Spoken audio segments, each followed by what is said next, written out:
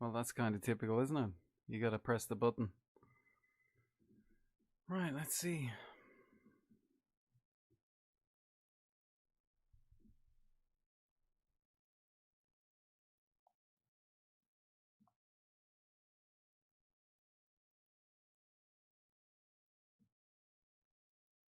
Why aren't we live?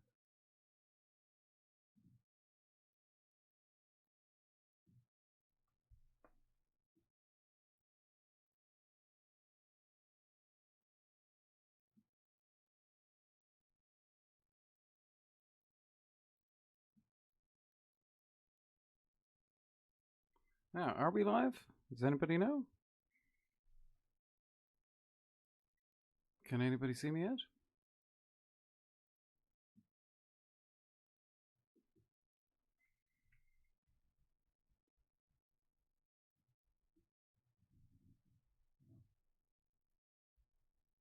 Oh, we are live.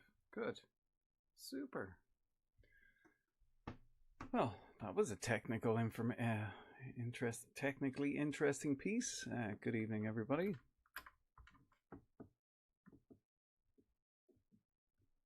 I presume we can hear everyone. Yes, I forgot to hit the button that says go live. Right, super. Now, let's have a read of the old text messages here. So this evening, I wanted to apologize for something because somebody said to me, I should have gone live with this a couple of weeks ago or 2 weeks ago, and I should have stayed regular with it. But one of the things we have to be aware of with a story like the Belgica is it's kind of depressing, just a little bit depressing. So too much of a bad thing may not be good for you. Okay, can we have a sound check? Everybody can hear me okay? Hello, Yorkshire Outdoors and Survival. Hello, Sticks Outdoors and Bushcraft. Hello, Kitten Killer. Hello, Elusive. I think that's it for now. We have everyone. And there's going to be a little delay. Elusive Sam. I'm going to have a little sip of tea. So,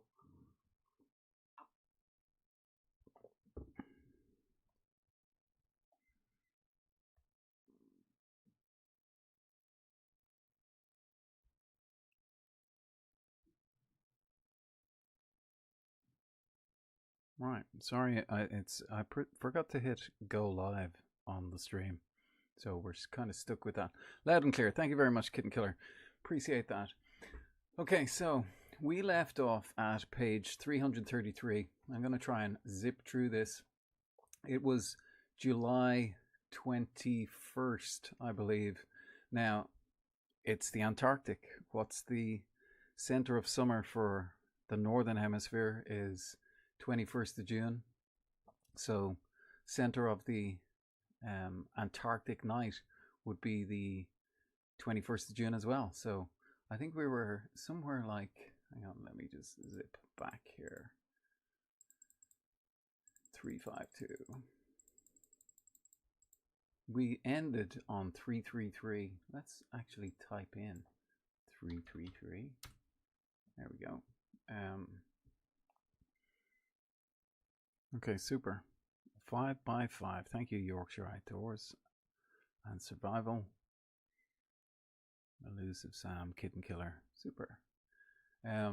Okay, so Danko had died. Different people. So, do we want to know what book this is from? Oh, so this is the story of the Belgica. It's the Belgian Antarctic expedition. It had a guy called Ronald Amundsen on board. It was an attempt to get to the Antarctic continent, and they didn't get there. They got locked in the ice, and we wanted to discuss, or I wanted to read this diary of the doctor, a guy called Frederick Cook, and this is the diary of the expedition. So we're now on section 5. I'm hoping to finish this all tonight. So they're almost through the worst part of the Antarctic night. Now, page 333. Now we've skipped off this 333. Ah, okay. So page numbers are not the same. Bear with me 1 second.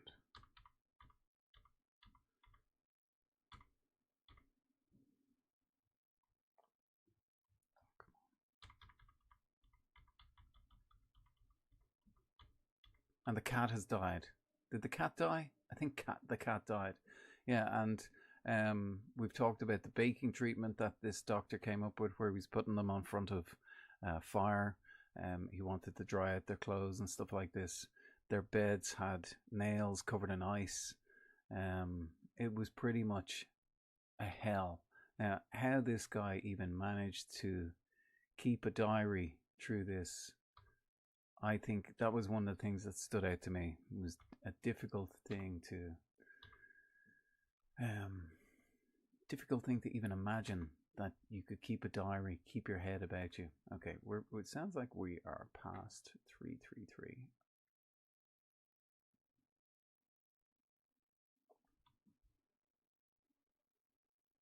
Yeah, okay, so anyway, we're going to start here, which is spring, sunrise, twilight of dawn, July 22nd. After so much physical, mental, and moral depression, and after having our anticipations raised to a fever heat by the tempting increase of dawn at noon, it is needless to say that we are elated at the expectation of actual daylight once more. In these dreadful wastes of perennial ice and snow, man feels the force of the superstitions of past ages, and becomes willingly a worshipper of the eternal luminary. I'm certain that if our preparations for greeting the returning sun were seen by other people, either civilized or savage, we would be taught disciples of heliotree. Somebody else can pronounce that word. Every man on board has long since chosen a favourite elevation from which to watch the coming sight. So the captain knows the date, the time, the hour that they're going to see the sun. And this is what they're all waiting for, is to see the first glimmer of sunlight on the horizon after 70 days of darkness. Some are in the crow's nest, others on the ropes and spars of the rigging. But these are the men who do little travelling. The adventurous fellows are scattered over the pack upon icebergs and high hummocks. These positions were taken at about 11 o'clock. The northern sky at this time was nearly clear and clothed with the usual haze. A bright lemon glow was just changing into an even glimmer of rose. At about half past 11, a few stratus clouds spread over the rose, and under these there was a play in colours, too complex for my powers of description. The clouds were at first violet, but they quickly caught the train of colours which was spread over the sky beyond. There were spaces of gold, orange, blue, green, and 100 harmonious blends, with an occasional strip like a band of polished silver to set the colours in bold relief. Precisely at 12 o'clock, a fiery cloud separated, disclosing a bit of the upper rim of the sun. All this time I had been absorbed by the pyrotechnic-like display, but now I turned about to see my companions and the glory of the new sea of ice under the first light of the new day. Looking towards the sun, the fields of snow had a velvety aspect in pink. In the opposite direction, the pack was noticeably flushed with a soft lavender light. Who was telling me about lavender? The first cat was thrown overboard. Oh, thanks, Kitten Killer. You've been reading this book, haven't you? You've been reading The Madhouse at the End of the Earth. In the opposite direction of the pack was noticeably flushed with a soft lavender light. The whole scene changed in colour with every direction taken by the eye, and everywhere the eye seemed veiled by a gauzy atmosphere in which the colour appeared to rest.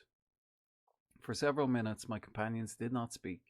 Indeed, we could not at that time have found words with which to express the buoyant feeling of relief and the emotion of the new life which was sent coursing through our arteries by the hammer-like beats of our enfeebled hearts, LeConte and Amundsen were standing on an iceberg close to me. They faced the light and watched the fragment of the sun slide under bergs, over hummocks, and along the even expanse of the frozen sea. So the first sunrise would have just been like right along the horizon. I don't know if anybody's ever seen this, but like sunrise on the first day, the sun comes up, skates along the horizon for a bit, and then goes down again. So it's not like, hey, here's daylight. LeConte and Amundsen were standing on an iceberg close to me. They faced the light and watched the fragment of the sun slide under bergs, over hummocks, and along the even expanse of the frozen sea. With a worshipful air, their eyes beamed with delight. But under this delight there was a noticeable and accumulated suffering of 70 dayless nights. Their faces were drawn thin through the weight of their bodies, though the weight of their bodies was not reduced. The skin had a sickly, jaundiced colour, green and yellow and muddy. Altogether, we accused each other of appearing as if we had not been washed for months.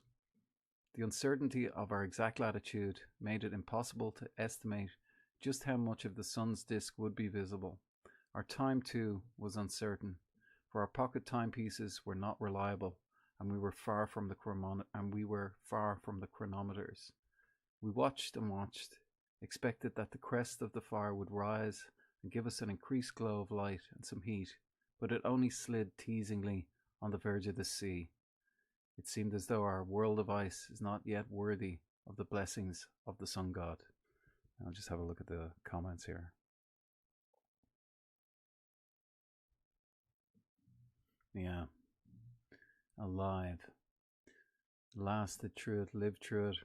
A few minutes after 12, the light was extinguished. A smoky veil of violet was drawn over the dim outline of the ice, and quickly the stars again twinkled in the goblin blue of the sky as they had done without being outshone for nearly 1700 hours. July 23rd. We've just finished breakfast, and at 8 a.m. we are out on deck and welcome the promise of the coming day.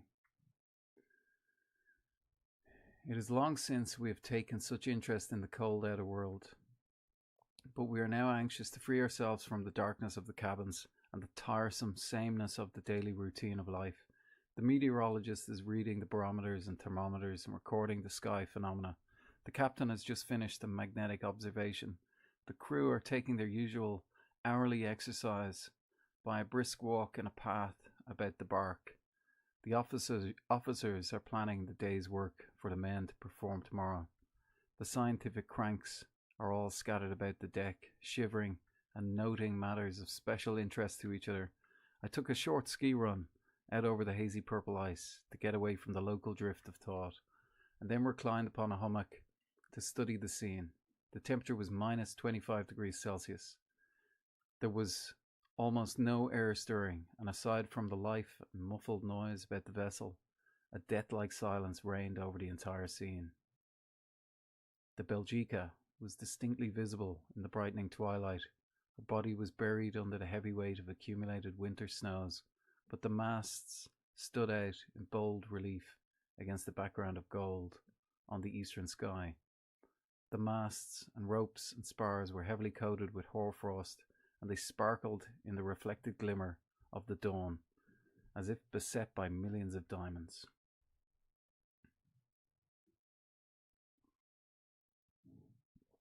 Can you imagine being in the middle of nowhere? At a few minutes past 11, a wave of light spread over the vast expanse of the cold heavens, and then a gleam of fire burst through a large purple cloud on the horizon northward. The lonely spread of lifeless ice assumed the face of rose, and soon after the entire northern sky was streaked with warm bands of carmine.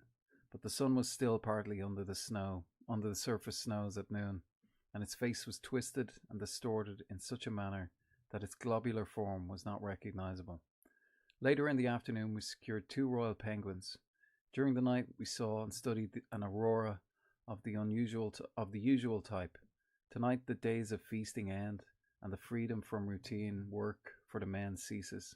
The music boxes and the accordion are forced to grind out music until late. We are playing cards and are having a joyous time generally in response to the stimulation of a few moments of noonday splendor. July 24th. It is another beautiful clear day with a temperature of minus 34 degrees Celsius. Minus 34. What is the lowest temperature anybody remembers? Just out of interest. I know there's only 6 of us here, but listen, thank you everybody for coming. By the way, I really appreciate the support. There is a bright blue twilight.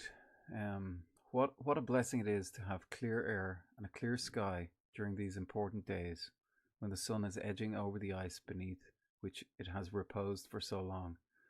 There is a bright blue twilight now at 7 a.m. And 3 hours later, the light of dawn which shoots over the horizon makes the scene bright and day-like. Perhaps we shall see the real sun without refraction today, but if our latitude remains about the same as the last observation indicates, we shall not have it over the horizon until tomorrow. There are many mirages on the horizon, inverted icebergs, raised ridges of hummocks, and bits of pack ice looking like mountains of some strange land. We played a game of whist tonight with unusual vigor. We've played a few hours each evening regularly for several months, but up to the present we have all lost and won with about an equal measure of success. In the last few days, however, the luck has changed. Last night, Racco won $150,000. Tonight I won $250,000. We are now satisfied with our success, and in the future we shall decline all offers at whist. July 25th. For 3 days we have had a glimpse of the sun, but it has appeared a thing of unreality. Today we have seen the normal face. The sun at noon sailed along the northern sky above the horizon, a distance nearly equal to its own diameter. We thus have the actual sunrise, since hitherto we have only been able to see it when aided by the high polar refraction by which the sun is apparently, crossing hummocks and crevasses, edge of the Belgica field in October. So that's a little bit away still. What was the last bit of text? Hitherto we have only been able to see it when aided by the high polar refraction by which the sun is apparently lifted above its actual position. So it's kind of like a mirage. -10 in Norway. Does the big freeze count? Yeah, I think I remember, I think it was around year 2000 or 2001, 2002. I remember something like -15 in Ireland at one stage. Everything was just crisp. That's you could nearly snap the grass. What a peculiar effusion of sentiments the welcome face of the sun draws from our frozen fountains of life. How that great golden ball of cold fire incites the spirit to expressions of joy and gratitude. How it sets the tongue to pleasurable utterances and the vocal cords to music. The sun is indeed the father of everything terrestrial. We have suddenly found a tonic in the air, an inspiration in the scenic splendors of the sea of ice, and a cheerfulness in each other's companionship, which make the death-dealing depression of the night a thing of the past. July 28th. An officer came in today, smiling and as happy as a child with a new toy, saying, "I can feel the heat of the sun." And at once everybody looked up as if doubting his word.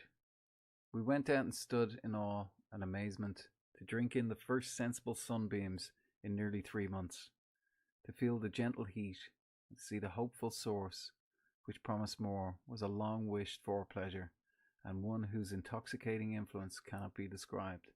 The men are journeying in pairs over the winding paths on the pack. Some drop here and there upon a convenient slope to sun themselves like snakes in spring. Others sniff the air and run from place to place like bears. July 31st. We've now so far improved in general health as too long for an extended we have now so far improved in general health as to long for an extended outing, a journey of several days' duration. This desire originates from an infusion of new life which revives our thoughts in response to the returning sun. The point selected for our first expedition is the great tabular iceberg in the east northeast. All is hustle and bustle to prepare for this expedition. During the last days of July, the sky and the snow were flooded by a rich carmine light, which imparted a delightful warmth and charm to the cold blues of the pack. Soon after sunrise, however, a smoky mist of frost gathered over the ice fields and smothered the new glory of the sun, absorbing most of the colour, all of the heat, and only a dull, coppery red misshapen ball. Many of us were now anxious to get away from the monotone about the ship as quickly as the weather would permit. We were tired of the madhouse promenade about the bark. The madhouse promenade being the walk around the ship that they did every day. The little mountains of tin cans, ashes, and other debris which decorated our immediate surroundings were wearisome. The great drifts of snow over which we now marched from the deck though picturesque, were painful to the eye, because for many long weeks we had dug paths through and tunnels under the same snow. We felt that if we could get away for a few days and pitch our camp upon the bare bosom of the sea of ice near some iceberg, we might make some studies worthy of record, and we would certainly come back loving the Belgica and our companions better.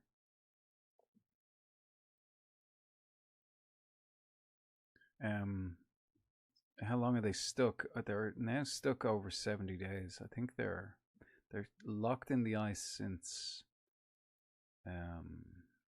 March or April. Was it March or April? I think it was March. So they're stuck, but the ice pack in the Antarctic moves. It's the same thing that happened to Shackleton. He was supposed to cross the Antarctic with the Imperial Antarctic expedition, and they got really close into the Antarctic continent, and then got trapped, and their ship went like this. So it's like a clockwise rotation of the ice, and it brought them around like this and then spat them out very close to the ocean. So the ice moves, and they're going to talk about this actually soon, about how they were moving the entire time. So even though they were trapped in ice, the ice was moving, sometimes north, sometimes northeast. But it was some of the stuff they learned from this was that the ice moved, and if they were locked in it, they were moving the entire time. There's just one dead. And that's Danko. Danko's the only one that said. We felt that if we could get away for a few days and pitch our camp upon the bare bosom of the sea ice, we might make some studies worthy of record, and we would certainly come back loving the Belgica and our companions better. To this end, we have devoted much of our time during the stormy days. It is found that for serious travelling over the pack, almost all of our equipment needs remodelling. I've begun with the clothing. In addition to my furs, there are but 4 skin suits on the Belgica. Sufficient experimental work has been done to improve that in the cutting winds and freezing temperatures of the coming months. It will not be safe to venture far without furs. Woolens sufficiently heavy to be comfortable are too cumbersome. 3 of the suits are made of Siberian wolf skins, after a pattern suggested by Nansen. But the model is such that we find them worthless, except for work in the observatories. Nansen has improved the Eskimo pattern in a manner which makes the suit much warmer, but having omitted the vital point in the construction of polar garments, that of ventilation, the costume becomes useless for active work. The Inuits always had air gaps. We've worn it in short ski runs of 30 minutes in temperatures of minus 20 degrees or minus 4 degrees Fahrenheit, and each time we've come back wet with perspiration. Finding Nansen's improvement a failure, we've reduced the suits as nearly as possible to the Aboriginal style. Our Arktwoski has a Yakout suit from Siberia, Yakouts, Yakout's suit from Siberia, which has undergone a similar transformation. Both the Nansen and Siberian outfits are excellent for riding or work which requires little exercise, but for travelling over the pack the furs must be less cumbersome and there must be a freer ventilation. The sailors have been provided with canvas cover garments cut similar to the Eskimo fursuits. These are excellent wind guards, but are of little service in the confining of body heat.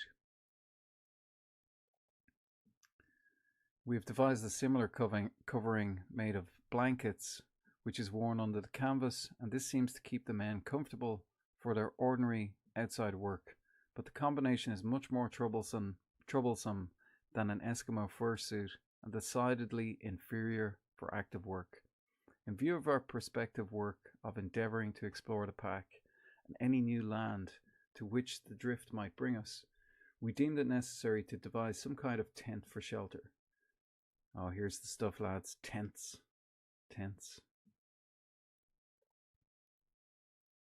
We're still on about the cats. I love it. I'm going to take this bit of information from Kitten Killer. He's saying that one of the cats, the very first cat of the two, was launched overboard after it bit the captain.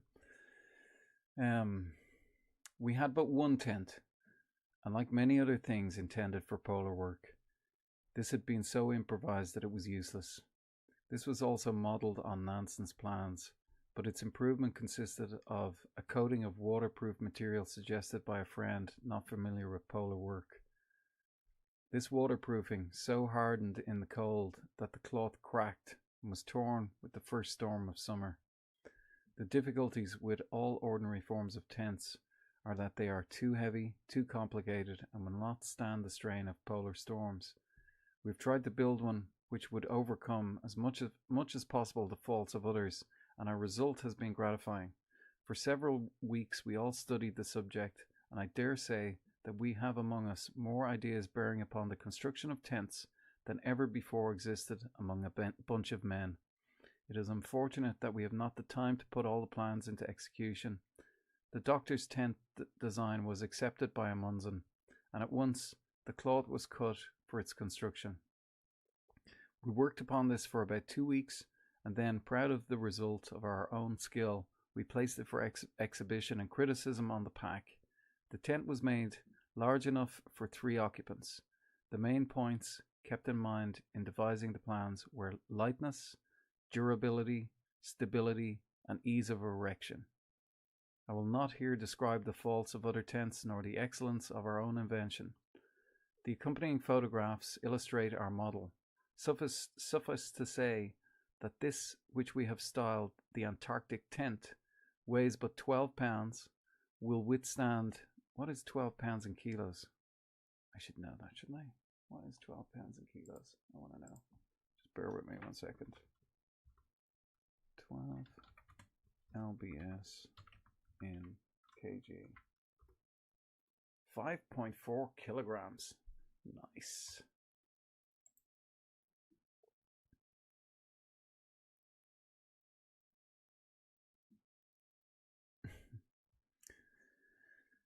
Weighs 12 pounds, will withstand the worst storms and can be set up in a strong wind by one man in 5 minutes. No extensive sled journeys had previously been made over the pack by us, nor indeed by anyone else, so far as history knows. Hence, everything about this prospective jaunt was experimental. Our specific destination was to visit a great tabular berg, which we estimated was about 16 miles away. So they knew they were close to land, and I presume they were heading for this big tabular berg as, a means of looking further. So if they got higher, they'd be able to look further. Our specific destination was to visit a great tabular berg, which we estimated was about 16 miles away. The project took its origin from various discussions as to the possibility of making long journeys over the pack. Commandant de Gerlache held that it was possible to travel safely over the pack 2 or 3 degrees southward, but nearly everybody else opposed this view because of the absence of any station or land to which one might retreat in case the vessel was lost, which, with the local movement in the pack, might easily happen. There were many volunteers for this venture, but there was room for only 3 men in the tent, and altogether, this is the most appropriate number for such a trip. The party was limited to LeConte, Amundsen, and the rider. We arranged the sail for one of the American sledges and loaded it down with fuel and provisions for 10 days. The selection of the foodstuffs had been left to our own judgment, and we were ungenerous and selfish enough to select only favourite relishes. Chapter 26. Is that 26? The Spring Continued. Return of Light. A Sledge Journey. Oh, hello, Living Lavu. Hello, everybody. The best Antarctic tents were igloos.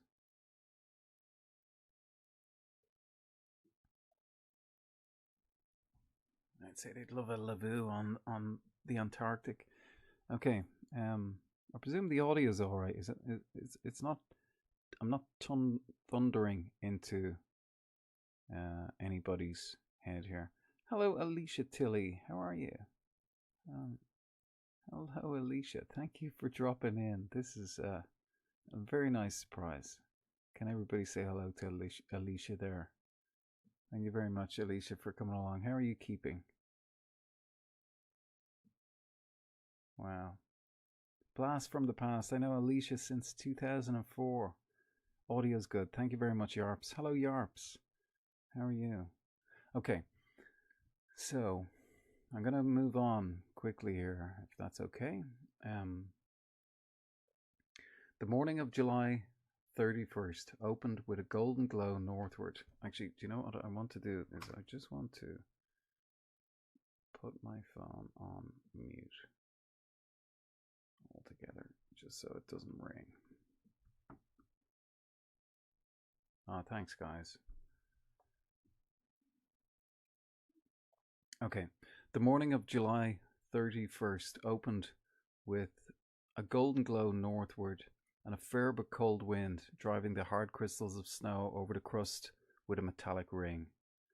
The weather for several days had not been promising, but on this morning the barometer was steady, the temperature minus 34 degrees, with a fresh breeze from the south. The meteorologist assured us that the signs promised excellent weather. We have learned to take the official weather forecast with an air of disbelief. Well, nothing has changed in 130 years.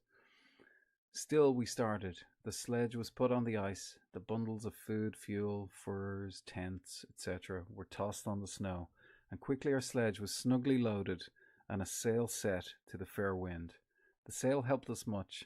Its force was equal to that of one man.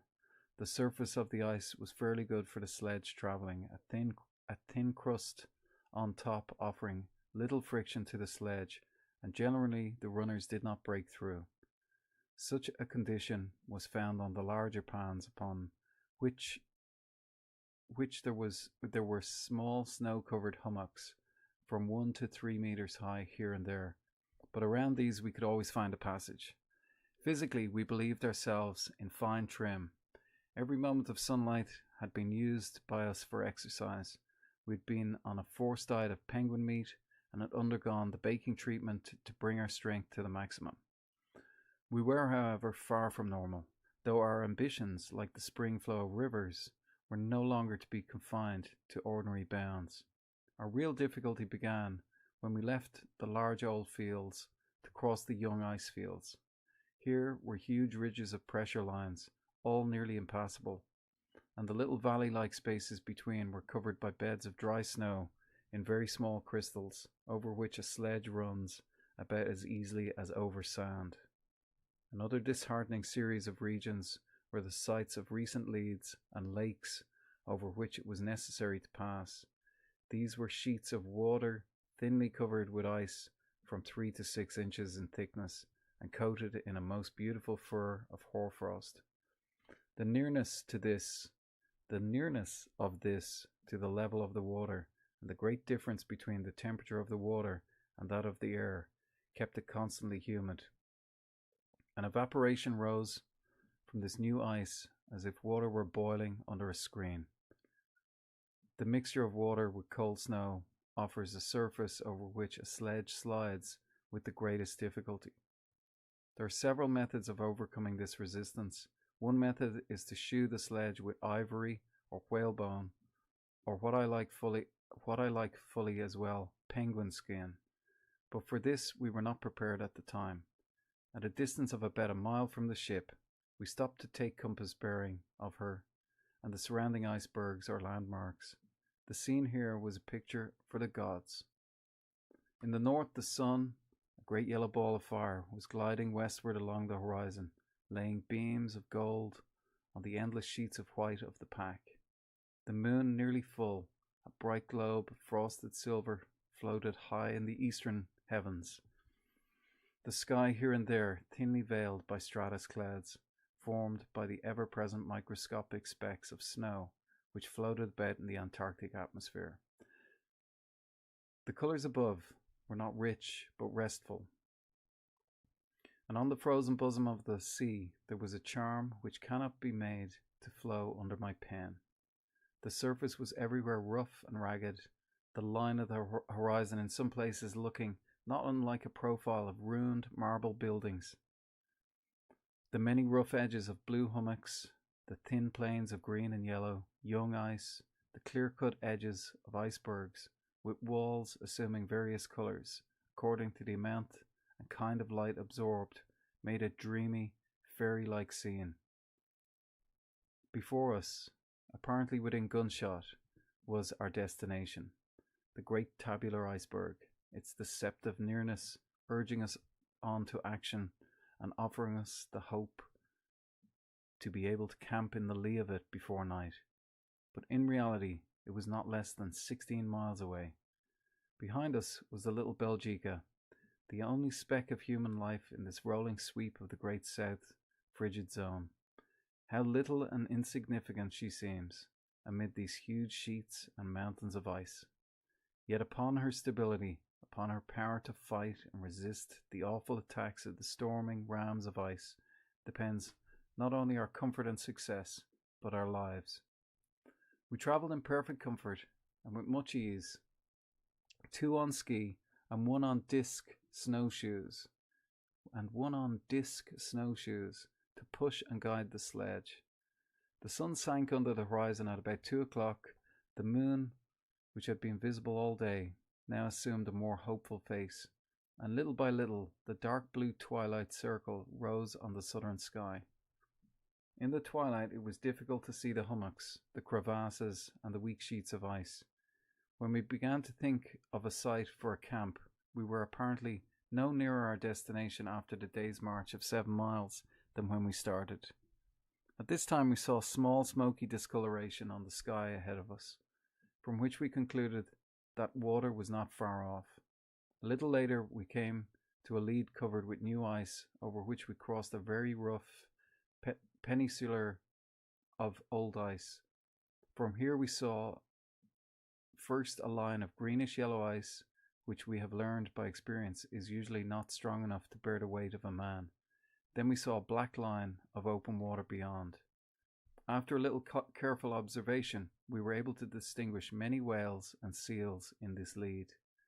Our course being directly across this break in the ice, we decided to pitch the tent on the nearest floe, which offered a solid bed. This lead had a general direction from east to west. It was about 1 mile wide at its narrowest points, but in other places there were expansions of from 2 to 4 miles. A good floe was found to be south of this, and our site for camping resembled in many ways the margin of a large river. The old ice with the ridges of hummocks offered an elevated bank. In the centre were fragments of ice, floating about like the winter ice of a stream. It was a real joy to pitch the new tent. After our experience with the ill-adapted old ones, in less than 3 minutes it was set, and a fire was in progress for a needed meal. The temperature was minus 20 degrees Celsius, and a strong breeze came from the south, but even with these atmospheric conditions, we were comfortable in our shelter.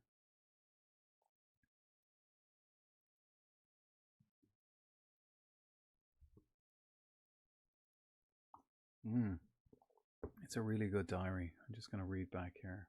Okay, everything's good. It took us a long time to prepare our food, about 6 hours. Everything which contained water was frozen to the consistency of stone. And to heat this, or indeed any kind of food, the Jackson apparatus, Jackson, Jackson apparatus, which was the only stove we had taken from the ship, was inefficient, while its consumption of alcohol was, in our experience, so wasteful that its use as an item of polar equipment is injudicious. It took us about 2 hours to thaw out some penguin steak, and 2 more to make a soup, which has the enchanting name of bonne femme. In this we managed to mix a liberal supply of reindeer hair, penguin grease, and other flavouring materials. The soup was a failure, but not quite so much as the chocolate prepared shortly afterwards. This was made in a can in which the penguin steak had been warmed. It contained, besides chocolate, milk and sugar, much butter, penguin oil, blood, and pieces of fishy meat, some bonne femme soup, and reindeer fur. LeConte, who had the honour of having the first cup, received, besides the major quantity of oil, the lighter floating material. He pronounced it scandalous, but the other victims who tried it praised its nutritious qualities very highly. After our feed, we stowed ourselves away in our bags, falling on each other's stomachs as our efforts to reach the bottom failed. Finally, we went to sleep while the wind roared and the snow dropped on our tent, making a sound like bits of metal. A music which, when comfortably stowed in our bags, proved restful and conducive to sleep. That's survived the night right there, isn't it, We arose the next morning complaining somewhat of the cold, but this is the grievance of every first encampment. After 3 hours of cooking, chocolate was prepared, and with it we ate Alpine biscuits. This was quite sufficient for our morning meal. Then we crawled out of our bags, took our furs from the snow under the bags, shook the snow out of them, and quickly dressed. Once in our travelling garments, though frozen and filled with fine, dust-like snow, we soon felt comfortable and dry. Emerging from the camp, we saw the sun about 15 degrees east of north and close to the horizon, from which we concluded it was 11 o'clock. Our watches had refused to tell the time in the cold. The day was not promising. The sun was screened by an increasing mist, and the horizon was everywhere indistinct. The pack was grey, and the leads black with many smoky zones in the sky, indicating a disruption of the ice and much pack movement. We were permitted a look at our projected journey's end, the tabular iceberg, and from our position, the way it seemed simple enough, its distance from us was about 9 miles. It was 2,000 feet long and from 250 to 300 feet high, with a smooth upper surface and vertical cliffs along the base. On the 2 sides visible to us was a huge ice fort about 50 feet high and 100 feet wide. On this were fragments of ice, mostly covered with snow, giving it an appearance of a smooth terrace. Here and there were huge fissures visible only at the top and widening into a valley towards the base. These valleys were strewn with ponderous boulders of ice. There was no evidence of fresh fissures, no blue lines or stratus. Everything wore a homogeneous mantle of unblemished purity. So a big white tabular iceberg. The lead before us proved, on further examination, an impassable barrier for the time. It extended as far as the eye could penetrate, to the east, to the west, a great polar river in a mid-polar sea of ice. In it were hundreds of whales, finbacks and bottlenoses, and countless seals, Weddell sea leopards and crab-eaters, but strangely enough, no penguins. The new ice forming was not sufficient strength to bear our weights, hence we returned to the tent to prepare our dinner, the last meal of the day. When it takes 6 hours to prepare one meal, one does not provide more than 2, and in actual practice that is found sufficient. Finding that to cross the lead was quite impossible for a day or two, we decided to build a snow house, which is always preferable to a tent for a long stay. This was the second snow house which we had built in the Antarctic, and the first in which men lived. It was constructed on the Eskimo model. So this picture says an iceberg held by the ensnaring influence of the pack ice, forming the so-called barrier.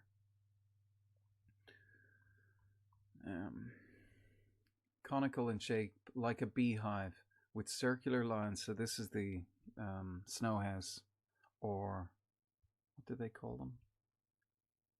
Igloo. With circular lines of blocks, each circle decreasing in size until the top, which is small enough to cover with 1 or 2 pieces. The Eskimo does this with an ordinary knife or crescent-shaped instrument made from a walrus tooth, but this requires much dexterity and some experience. I've always found that a small saw was better adapted for the purpose. With this, one can improve on Eskimo methods and build a much stronger igloo. We selected a bank of driven snow with a hard consistency. To get a working edge here, we first made a straight cut, then a slanting circular incision, raising the crescent out in pieces. Then we sawed another groove parallel to the first and cut this strip into blocks of a size easy to handle. Finally, we passed the saw under the surface at the desired thickness, after which a slight touch of the hand or foot separated the block. There is no rule as to the size of the blocks. They must be cut according to the strength of the snow.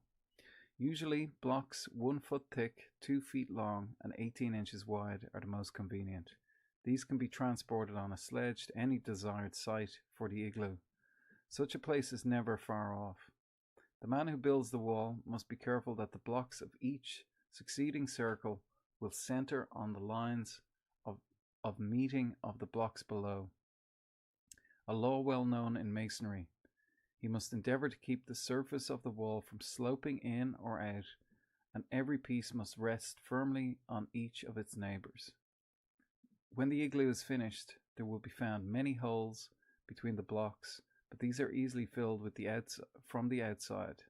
The door should be cut after the structure is erected. If the igloo is intended for continued residence, a low arched entrance is necessary to keep out the sound-like blasts of fine snow. I'm just going to read the comments again.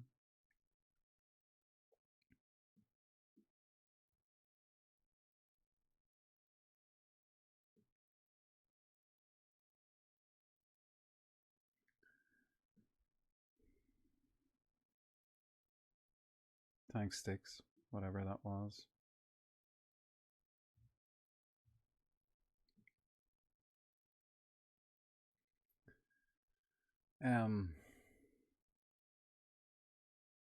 Nothing to see here.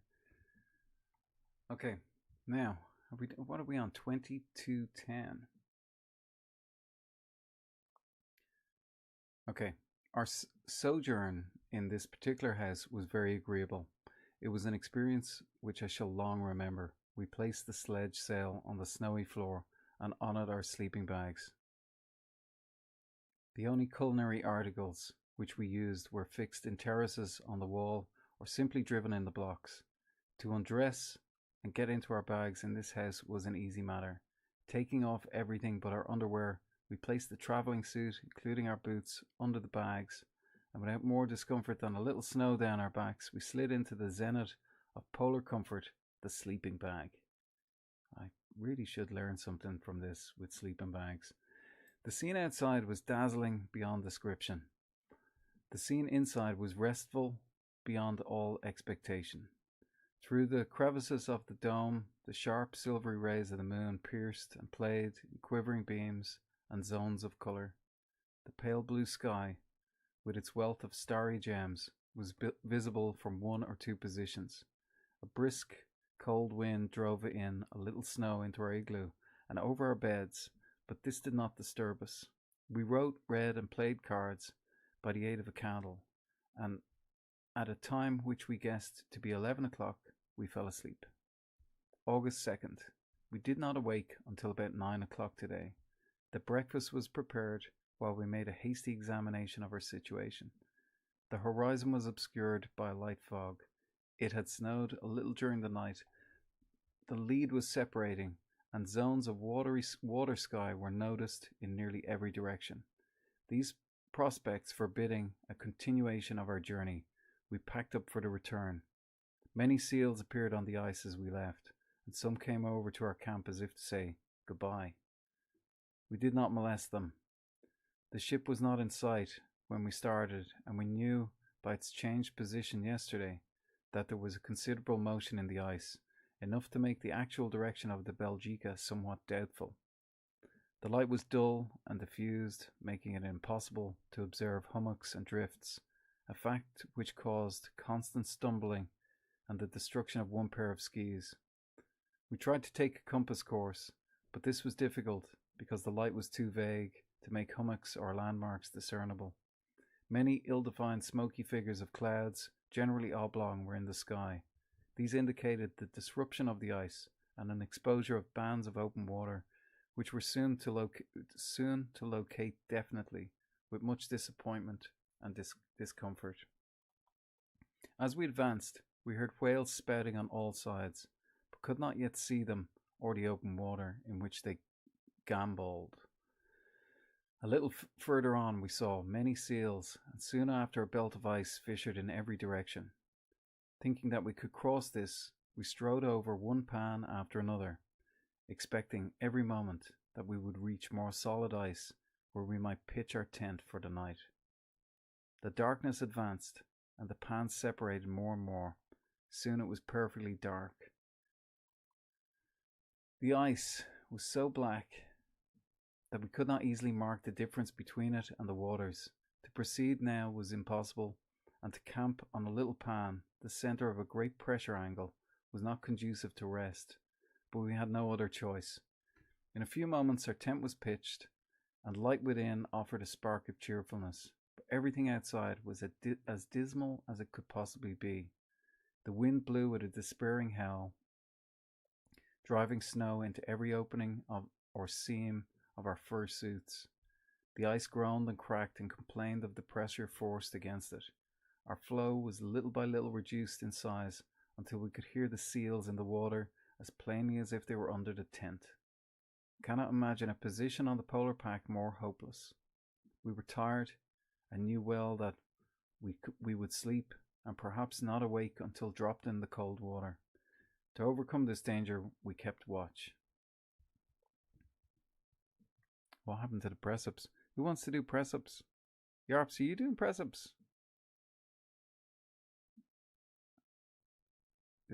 Did somebody say press-ups? Okay. The seals during the night came upon the ice to examine our tent, our ski, and our sledge, but evidently these were not to their liking, for they went away and played and gambolled like children on the end of the floe. Whales also spouted all around us, and the wind brought their spray onto our tent in icy globules. About 4 o'clock in the morning, the pan broke within 2 meters of our tent, and we expected momentarily to see an opening in our floe. Dawn came at last, but the atmosphere was again too obscure to permit a hope of an early advance. We thought we could see more firm ice south of us, and made an effort to reach it, but we only mounted the neighbouring pan. From here all further progress was stopped by black bands of open water. We pitched our tent again and prepared some hot food and drink. The mist was so opaque and so much fine snow was drifting that it was impossible to see more than 10 or 15 meters.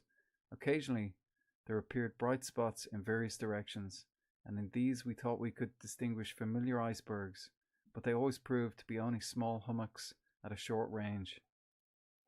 Can you imagine being out in this, like, what are they, 3 days, and you can't even find your ship? Like, can you imagine? It must have been desperate. In the afternoon, the wind came out from the south and cleared the air. We now saw the Belgica, and also men coming in our direction.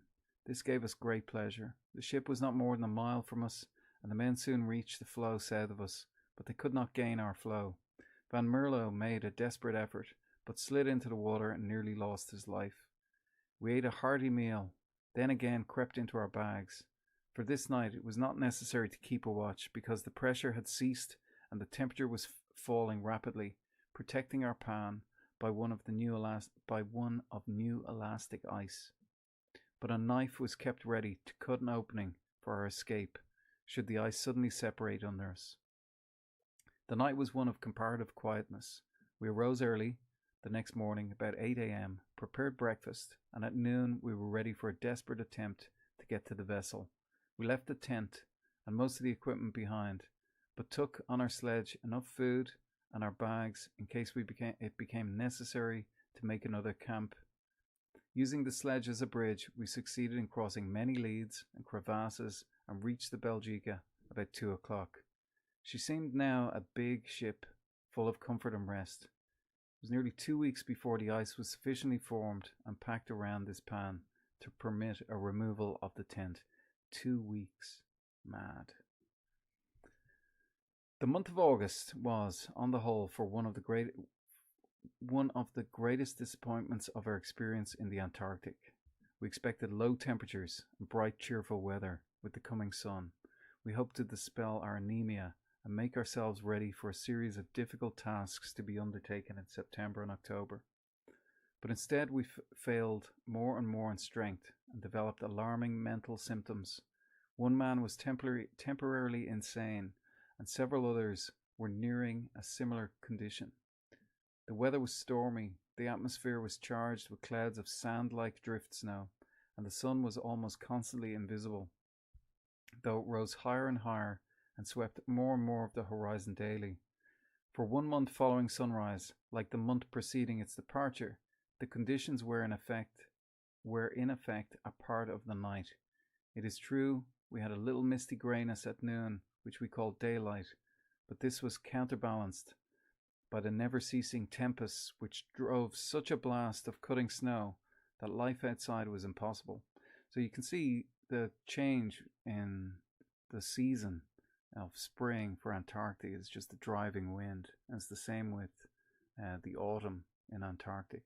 The first glimpses of sunlight had aroused us to new ambitions and to spasmodic spells of cheerfulness, but this hellish series of storms sent us again into the most abject gloom of the night. The last night of August and the first 2 weeks of September was the coldest period of the year. At this time the thermometer ranged steadily from minus 20 degrees Celsius to minus 43 degrees Celsius, the lowest temperature of the year, minus 43 degrees Celsius, being recorded at 4 o'clock in the morning of September 8th.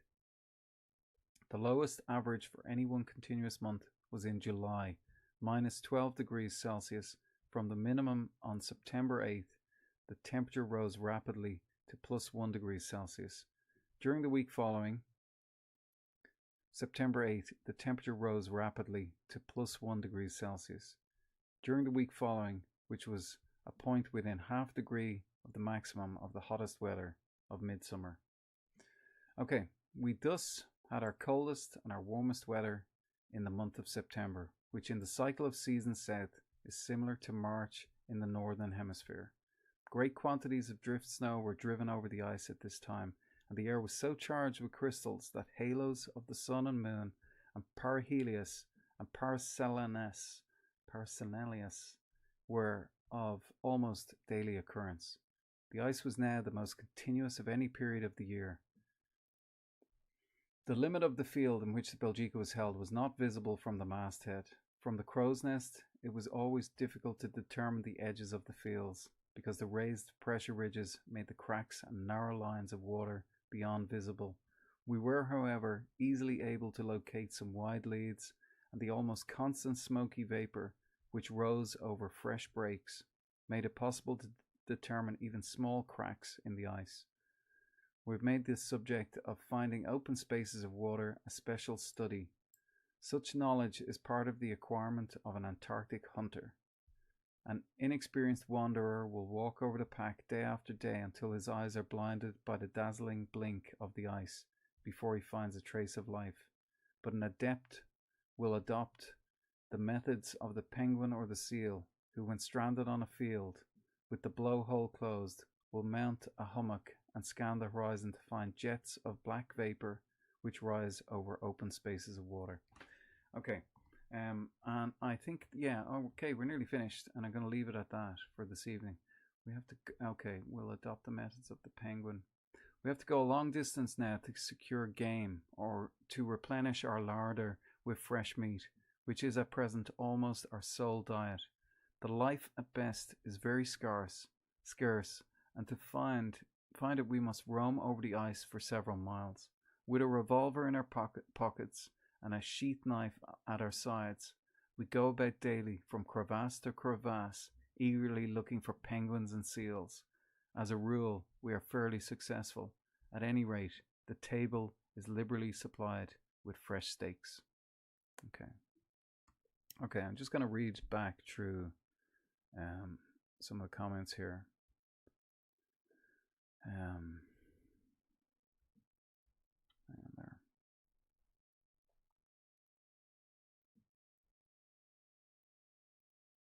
Hey, Yarps, you did 20. What was that comment? Do I really need to know? Expecting them to get stranded on a floe. Just did 20.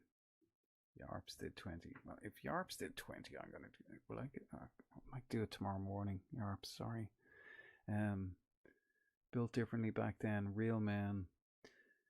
Man has been getting weaker throughout time.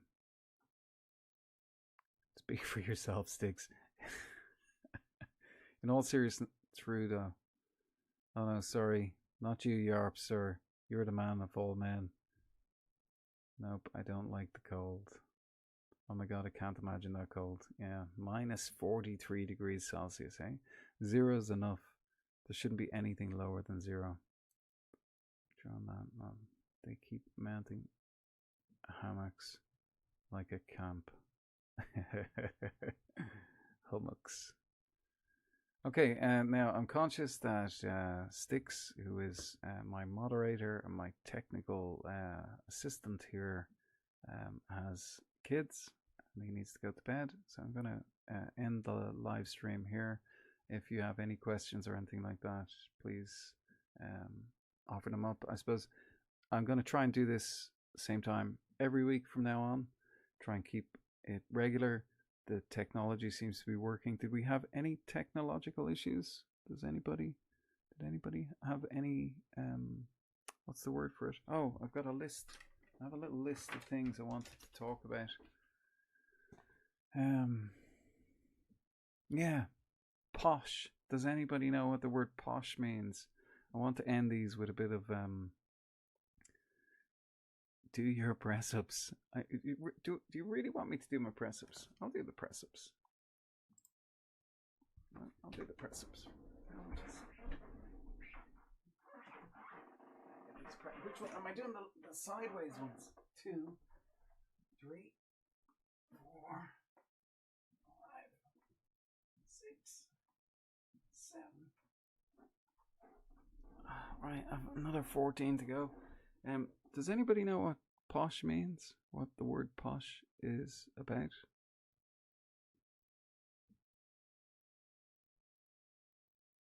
It was to do with your position on a ship when you were going port out, starboard home. Yeah, that's it. Killer, thank you very much. And does anybody know what that means? Port out, starboard home.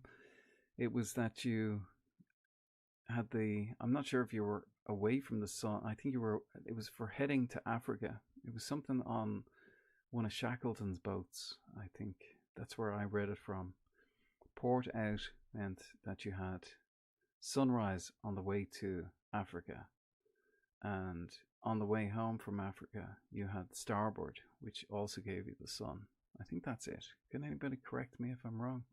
It's something to do with having the best seat on the ship. Port out, so you're on the port side on the way out, and starboard home. What was the other note? I think that's it. Yeah, trip to India. It was trip to India. Well done, Kitten Killer. Port out, starboard home. Well done. Congratulations. You win 10 press ups. I'll do them next week. Okay, I won't keep you all. Unless you have nothing better to do, I'll do another hour for you. But no, let's just keep it to this. I don't want people getting depressed or bored with the story, so we just keep it here. I really appreciate everybody being here. So I hope you all have a good week, and I hope you enjoy the weather, and I hope you have a good sleep. I'm gonna just let the stream end slowly over 5 minutes. So, do you get a prize, Kitten Killer? What sort of prize could I give you? I don't know. You'll have to come up with a prize. I don't know. I must figure out some sort of prize. When is the next one? I think this night works. This is Tuesday night, so I've learned how to schedule them so I can actually give you notification when it's happening. So that's an important step that I learned today, was how to stream this and also how to notify people of the schedule of the stream. So that happened today. That's thanks to Sticks Outdoors, who told me that that was possible. We looked for it and it was possible. So I'm able to now schedule them ahead of time. So I might do that for next week. I'll schedule the live, and that's going to keep us in this story. I want to move on to some other stories after this one. There's a few other stories I want to read.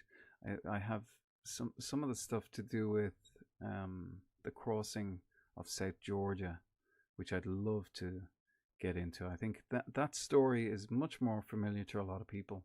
Is the crossing of South Georgia with Crean, Shackleton, Worsley.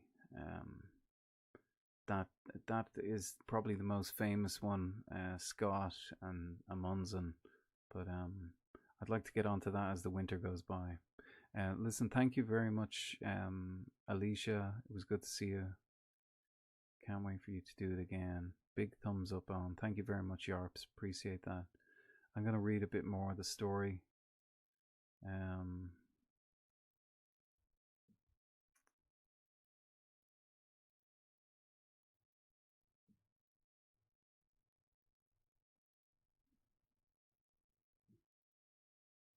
Good night, Living Lavu. Thank you very much. All right, guys. Peace out. Take care.